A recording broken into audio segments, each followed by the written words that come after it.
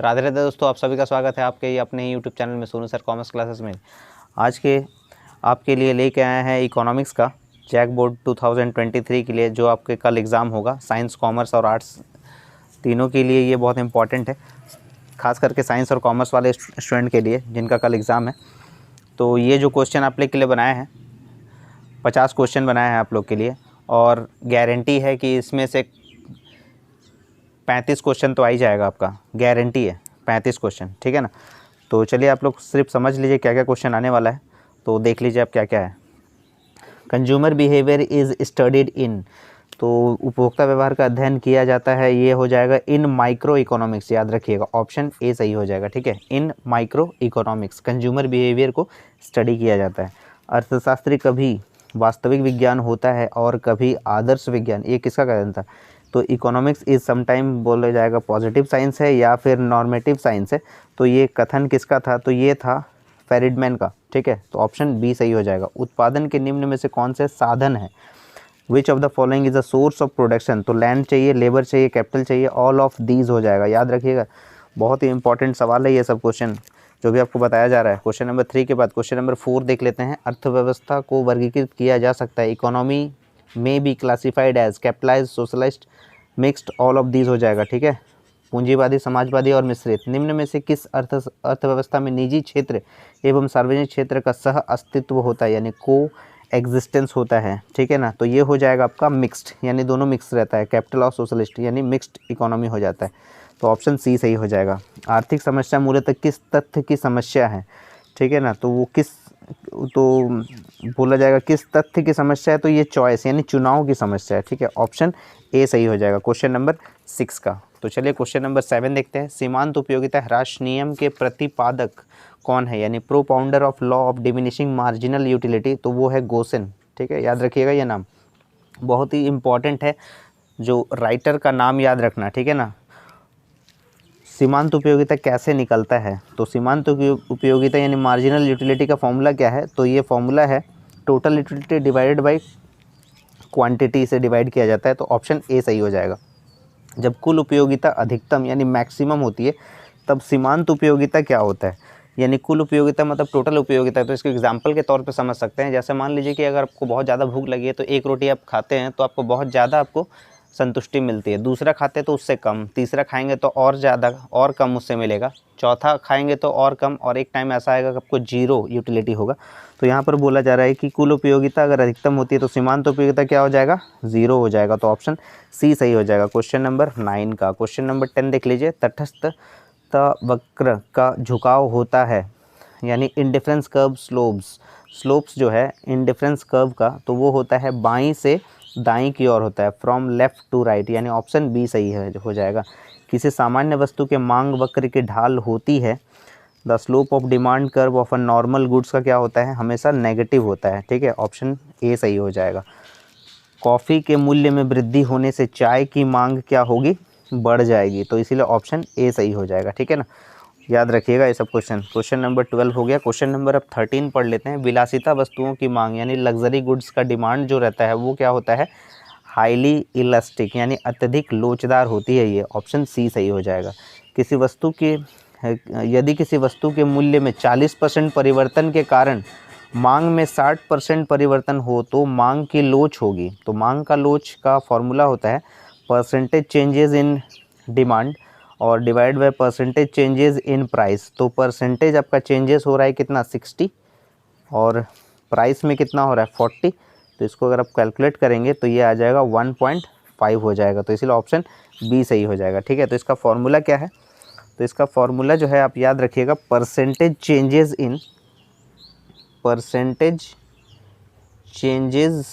In demand होता है। Percentage changes in demand divided by percentage changes in price, ये याद रखिएगा, बहुत इंपॉर्टेंट फॉर्मूला है ये। Percentage changes in demand, percentage changes in price. तो आपका आंसर आ गया ऑप्शन बी। उत्पादन का सक्रिय साधन क्या है? सक्रिय साधन अगर पूछा जाए, उत्पादन का साधन तो ये सब है, कैपिटल है, लेबर है, लैंड है। तो ये सक्रिय साधन क्या हो जाएगा? यानी एक्टिव फैक्टर जो है वो लेबर है, ठीक है। ऑप्शन बी सही हो जाएगा क्वेश्चन नंबर 15 के लिए। अब देखते हैं क्वेश्चन नंबर 16। ये आप लोग एक बार ज़रूर ध्यान दीजिएगा, इस जो भी आपको बताया जा रहा है ये आपको एग्ज़ाम में कल ज़रूर हेल्प करेगा, ये जितना सारा क्वेश्चन आपको बता रहे, ठीक है ना। स्किप मत कीजिएगा वीडियो को पूरा देखिएगा और विश्वास के साथ देखिएगा, भरोसे के साथ देखिएगा। निम्न में से कौन सा कथन सत्य है, which statement of the following is true. तो यहाँ एवरेज कॉस्ट इक्वल्स टू हो जाएगा total fixed cost minus total variable cost. Average cost equals to हो जाता है average fixed cost plus total variable cost. Average cost equals हो जाता है total fixed cost plus average variable cost, या फिर एक्चुअल कॉस्ट इक्वल्स टू होता है average fixed cost plus average variable cost. तो ये ऑप्शन डी सही हो जाएगा, ठीक है ना, ऑप्शन डी सही हो जाएगा, ये सही है। जब 100 इकाई उत्पादन करने की कुल स्थिर लागत आपको दिया गया है यानी 30 रुपया हो, और औसत परिवर्तन लागत आपको दिया हुआ 3 रुपया हो, तो कुल लागत यानी आपको टोटल कॉस्ट पूछा गया है, ठीक है ना। तो टोटल कॉस्ट का जो फॉर्मूला होता है, टोटल कॉस्ट का फॉर्मूला होता है आपका total fixed cost plus total average cost होता है, ठीक है ना। तो टोटल फिक्स्ड कॉस्ट जो है आपको दिया हुआ है 30 रुपया है, और टोटल एवरेज वेरिएबल कॉस्ट होता है, तो एवरेज वेरिएबल कॉस्ट आपको दिया हुआ है 3 रुपया, लेकिन ये वेरिएबल जो होता है वो यूनिट से मल्टीप्लाई हो जाता है, यानी 300 प्लस 30 यानी कितना हो जाएगा, 330 हो जाएगा। तो ये ऑप्शन आपका डी सही हो जाएगा, ठीक है ना। नेक्स्ट आपको दिया गया है किस बाजार में actual revenue equals to minimum to marginal revenue होता है।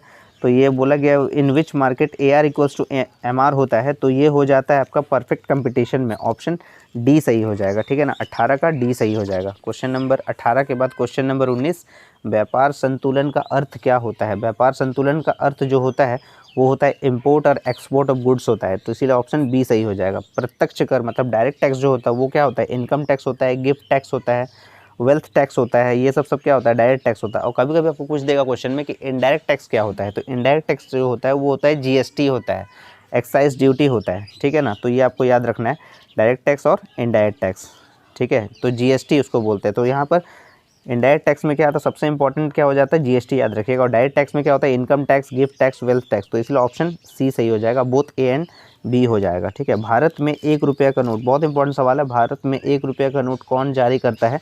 तो 1 रुपया का नोट जो है वो आप लोग सोच रहे होंगे रिजर्व बैंक ऑफ इंडिया, नहीं, finance ministry of government of India जारी करता है, ठीक है ना। देखिएगा 1 रुपये का नोट अगर आपके पास होगा तो उसमें लिखा हुआ रहता है भारत सरकार के वित्त मंत्रालय द्वारा जारी। तो इसीलिए 21 का ऑप्शन बी सही हो जाएगा। अब देखते हैं क्वेश्चन नंबर 22 में क्या लिखा हुआ है। क्वेश्चन नंबर 22 में लिखा गया विच वन इज़ करेक्ट, कौन सा करेक्ट है, कौन सा फॉर्मूला सही है।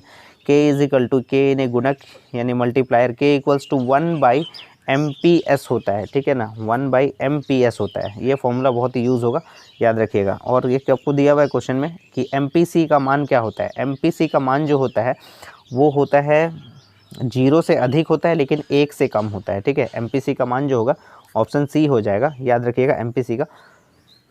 तो ये हो जाएगा 0 से ज़्यादा लेकिन 1 से कम हो जाएगा। इफ़ MPC बराबर 0.5 देन मल्टीप्लायर के विल बी, मल्टीप्लायर बोलते हैं के। तो इसका फॉर्मूला देखिए, ध्यान दीजिएगा। तो के इक्वल्स टू होता है 1/1 माइनस MPC होता है, ठीक है। तो अभी आपको पूछा गया था यहाँ पर कि MPC जो है उसका मान क्या होता है, तो क्या होता है 1 से कम होता है। तो यहाँ पर हो जाएगा 1/1 माइनस 0.5 होता है, ठीक है। तो 1 माइनस 0.5, अगर 1 रुपया में से 0.5 घटाएंगे तो 0.5 ही आएगा, पॉइंट हटा देंगे तो यहाँ पर कितना हो जाएगा 10, तो यानी 5 दूनी 10, तो इसलिए इसका आंसर क्या हो जाएगा 2 हो जाएगा। तो ऑप्शन सी हो जाएगा, ठीक है। फॉर्मूला याद रखिए, के इक्वल्स टू 1/1 माइनस MPC होता है और के इक्वल्स टू 1/MPS होता है, याद रखिएगा। रोजगार गुणक सिद्धांत के जन्मदाता कौन है, जन्मदाता कौन है देख लीजिए यहाँ पर, मल्टीप्लायर, एम्प्लॉयमेंट मल्टीप्लायर का, तो ये हो जाएगा काहन, ठीक है। तो ये इसलिए ऑप्शन बी सही हो जाएगा।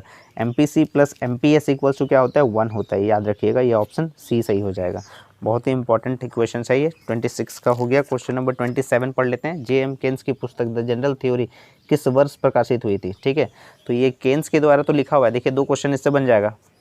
General theory, the general theory जो है वो किसने लिखा था, JM केन्स ने लिखा था, ये क्वेश्चन पूछ सकता है। या फिर पूछा जा रहा है यहाँ पर जनरल थ्योरी जो पुस्तक है वो कब प्रकाशित हुई थी, तो ये हो जाएगा 1936, याद रखिएगा।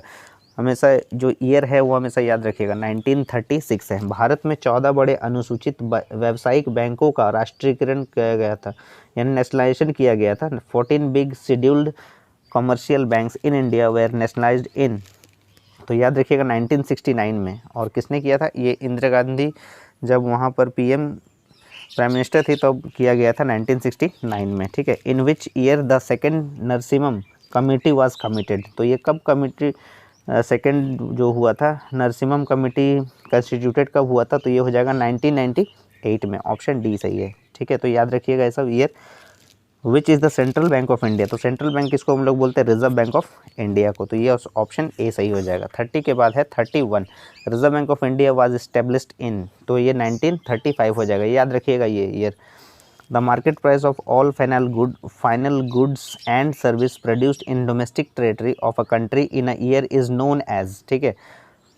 तो बोल रहे हैं यहाँ पर कि market price of all final goods, यानी सभी तो फाइनल गुड्स का सर्विस और प्रोड्यूस जो किया जाता है डोमेस्टिक टेरिटरी पे, यानी जो घरेलू उत्पाद पे किया जाता है एक साल के अंदर, तो उसको क्या बोलते हैं हम लोग? जीडीपी बोलते हैं, gross domestic product. Money is what money does, who said it, ये किसने कहा था? मुद्रा वो है जो मुद्रा का कार्य करे। ये कथन किसका है? ये कथन है हार्टले विदर्स का, ठीक है। ऑप्शन ए सही हो जाएगा। क्रेडिट मल्टीप्लायर इज़, तो साख गुणक क्या होता है? इसका फॉर्मूला क्या होता है? 1/CRR होता है, ठीक है। ऑप्शन ए याद रखिएगा। What is central bank of India, central bank को हम लोग क्या बोलते हैं? पब्लिक सेक्टर बैंक भी बोलते हैं, तो इसीलिए ऑप्शन बी सही हो जाएगा। 35 का ऑप्शन बी सही है। 36 देख लेते हैं क्या लिखा हुआ है। मार्शल ने पूर्ति के आधार पर उत्पादन समय को कितनी अवधियों में बांटा गया है, तो इसीलिए ऑप्शन बी हो जाएगा। ये 3 हो जाएगा। एक अधिकृत प्रतियोगिता की धारणा को दिया है। The concept of monopolistic competition is given by Hicks, Chamberlain, Mrs Robinson और सैमुअल्सन, तो ये हो जाएगा चैम्बरलिन हो जाएगा। ऑप्शन बी सही है। पूर्ति निम्नलिखित में से किससे जुड़ी होती है? Supply is associated with a time period, price, both A and B, none of this, तो ये टाइम पीरियड और प्राइस दोनों से एसोसिएटेड है, तो ये ए एंड बी हो जाएगा। पूर्ति अपने लिए मांग स्वयं ही उत्पन्न करता है, ये किसने कहा था?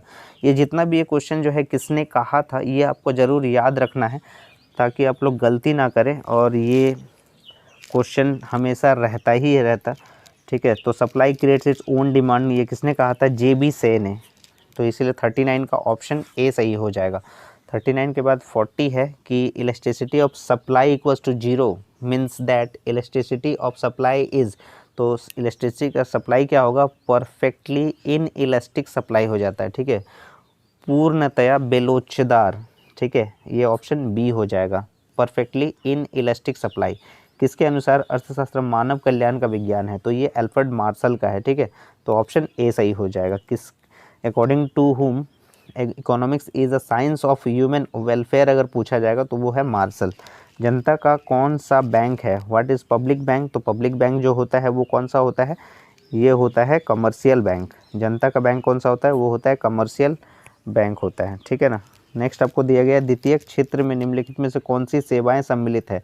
सेकेंडरी सेक्टर में जो है वो मैन्युफैक्चरिंग से रिलेटेड होता है, तो इसलिए 43 का ऑप्शन बी सही है। 44 में देख लीजिए क्या लिखा है। बजट लाइन इंडिकेट्स, बजट रेखा इंगित करती है प्राइस रेशियो को, तो याद रखिएगा ऑप्शन ए सही हो जाएगा। अर्थशास्त्र में शब्द व्यष्टि और समष्टि का प्रयोग सर्वप्रथम किस अर्थशास्त्री ने किया था? Which economist first used word micro and macro in economics, ठीक है। तो ये इसका आंसर हो जाएगा रैगनर फ्रिस, तो इसीलिए ऑप्शन सी सही हो जाएगा। APC बराबर APS इक्वल्स टू क्या होता है? ये 1 होता है, ठीक है, ये भी याद रखिएगा।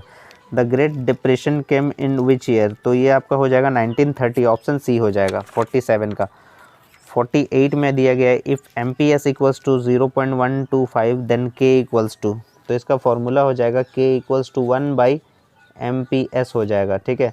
तो 1/0.125 पॉइंट हटा दीजिएगा तो यहाँ पर हो जाएगा 1 2 3 हज़ार हो जाएगा, तो 25 चौके 100 यानी 40, तो इसीलिए आपका आंसर हो जाएगा 8, तो इसीलिए यहाँ पर ऑप्शन ए सही हो जाएगा। If y equals to C+S, तो ये क्या सही है या गलत है या बोल नहीं सकते हैं, not of none of this, तो ये ऑप्शन ए हो जाएगा। y इक्वल्स टू C+S होता है, ठीक है। तो ये आपको सारे क्वेश्चन आपको बता दिए, तो उम्मीद है आपको सारे क्वेश्चन समझ में आ गए होंगे। तो आप लोग ये जितना भी आपको क्वेश्चन बताए हैं ये आपका एग्ज़ाम में जो है कम से कम 35 क्वेश्चन ज़रूर आ जाएगा, ठीक है, विश्वास कर सकते हैं, भरोसा रखिए इस पे, और आप लोग का एग्ज़ाम बढ़िया जाए। ऑल द बेस्ट इसके लिए। और अगर आप चैनल पे नए हैं तो चैनल को सब्सक्राइब कर लीजिए और ज़्यादा से ज़्यादा शेयर करें, ताकि जिन्होंने अभी तक तैयारी नहीं की है तो उन लोग के लिए थोड़ा सा हेल्प हो जाए। और आंसर की के साथ मिलते हैं, तब तक के लिए राधे राधे दोस्तों।